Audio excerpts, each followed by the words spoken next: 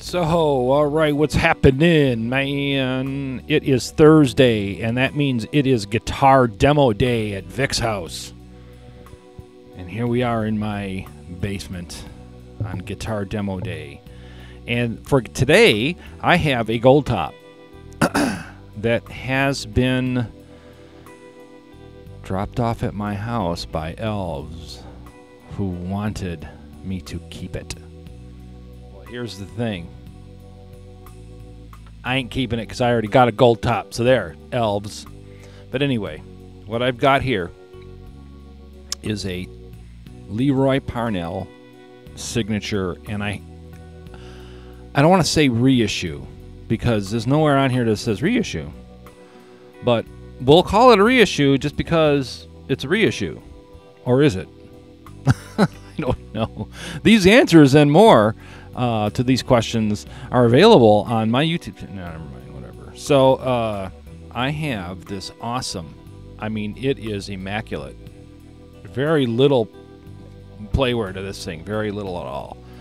This is the third time I've had it out of the case, and it is a really excellent guitar. It rivals some of mine, which are, in my opinion, are some of the best guitars in the world.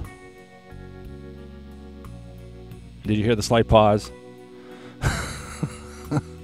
Because I don't know, man. I don't know if they're really the best guitars in the world. I haven't a clue. But to me, I like my guitars. So anyway, this is the Leroy Parnell model, and it's got some things that are different about it from other reissues. One of those things is, let's see if you can pick it out, you guys. I think you know everything. What's different about this headstock if it's a 57? Come on. You don't know? Look at the machine heads. The machine heads. They're double ring. It totally threw me off. When I looked at it, I was like, what the hell is wrong with these machine heads? I went to tune it and it was like they're longer. So I figured it out. Oh, okay, so this is the signature model Leroy Parnell. Also, what's different is that it's a Stinger, which I think is badass, actually. And it's got, what it's got here is a cool little Leroy Parnell scrolly stuff, kind of like Gibbons, but, you know, it's his. And it says on here, LRP 064. Wait, I'm sorry, it says LRP 7. And then the number of the guitar is 064. So that's the only 7, meaning 57, anywhere on any of the documentation for this instrument. So I got to assume that it's a 57 reissue. Okay, so it's a signature model, right? Uh-oh. Okay, so the other thing that's different is this little spot right here. It's been lopped off.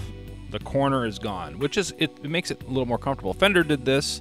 Ace Frehley did this on this whole area long before Leroy Parnell probably knew how to play. This whole area was scalloped out by Ace in the Kiss time. And so he could reach up there really high and do his guitar solos that we all fell in love with. Most of us fell in love with anyway.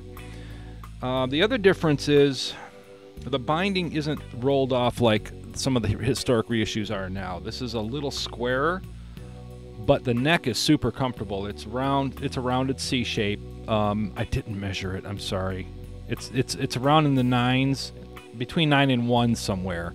So 9 up here, 1 down here. But that's not an exact measurement. For those who need it. I suppose I could measure it for John if he so requires it. In fact, I'll do it anyway. The pickups are not burst buckers, and they're not custom buckers. They're special wind by somebody, and he told me, I don't remember. So if you're interested in this instrument, you might want to look it up on the Gibson webpage, because these are killer. They sound excellent. I don't know why they don't use these for everything else, because they're awesome pickups. It also has the 57 plastic back here, and CTS 500K pots and Russian PIOs, because I checked, which sound great. These are excellent pots. They do the taper thing right. So what does it sound like? And right now I'm playing out of my Trainer, 1967 Trainer. Ooh. Loud. Very loud amplifier.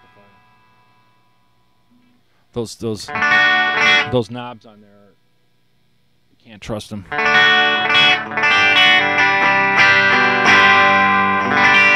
that's the tone pick. I mean the bridge pickup.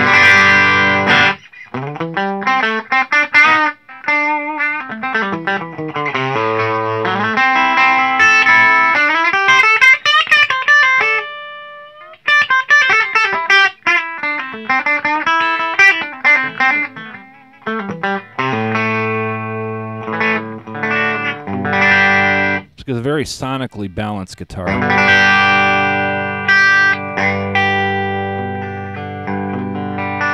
Everything's the same volume. It's almost like there's a compressor in the pickups, which is very strange.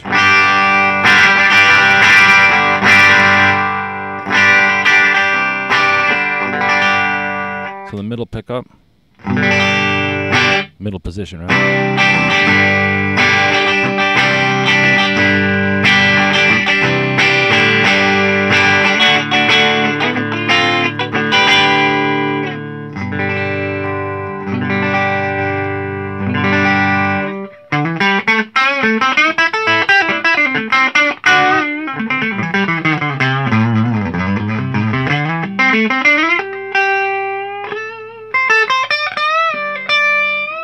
100-watt Marshall.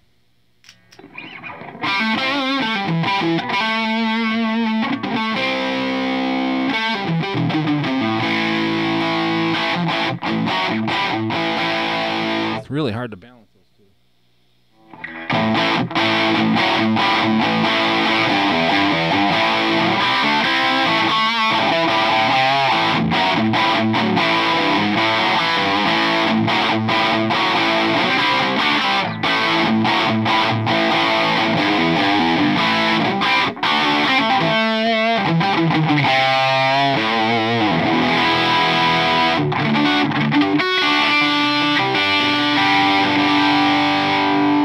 Pots have a great taper too.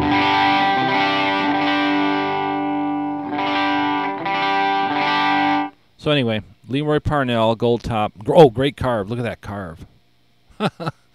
That's the nude belly. Yeah, looks great. Even in the camera, it looks great. What else? What else? Everything else about it is a 57. There's nothing different other than the points I mentioned. Also, there's no pickguard. There's no holes for pickguard. There's no pickguard in the case, and there's no hardware for a pickguard. It comes with a nifty slide, because I guess Leroy might be famous for slide. I don't know any of this guy's music, I gotta confess. It's got his scroll thing on there, and it's got his signature. And I learned I am a size 4, because none of my slides fit, which is probably why I can't play the slide. So now I know to go buy a size 4. It says it on here right somewhere. Yeah, size 4. Hall guitar slides. Gibson Guitar Company. And it's a Leroy Parnell slide. Comes with the guitar. Pretty cool, huh? Now, the most important thing, without question, is, of course, the COA. Because without the COA, your tone will fade until it is nothing. In fact, if you do not have the COA with your historic guitar, then you will cease having tone after so long. And then you will die without it. So on the back of the little black book, we've got Gibson Custom. And on the front, we've got, which I think is the Gibson star, with Leroy Parnell's name scrawled on it. And then you open it up, and then it's got a picture of the man himself, Mr. Leroy Parnell. I don't know. And again, I don't know who this guy is. And then LPR064, which matches the headstock number, which means this COA goes with this guitar. Kind of important for a signature model. Or not, whatever. Guitar. It's dusty, excuse me. Anyway, it's signed by Leroy and Rick Gembar of Gibson Custom Shop. It is the most important element, other than the guitar, in your case. Take good care of it, because it's worth money. Oh, I can hear you now. Ah, it's a fucking piece of paper. Fuck you. It's meaningless.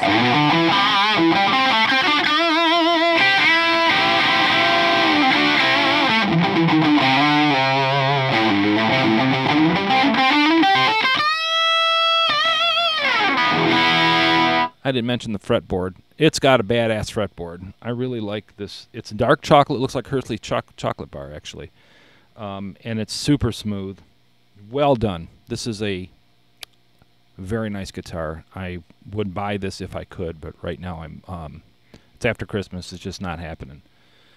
So anyway, that's my Guitar Thursday demo, and I hope you enjoyed it and have a great new year. Later, man.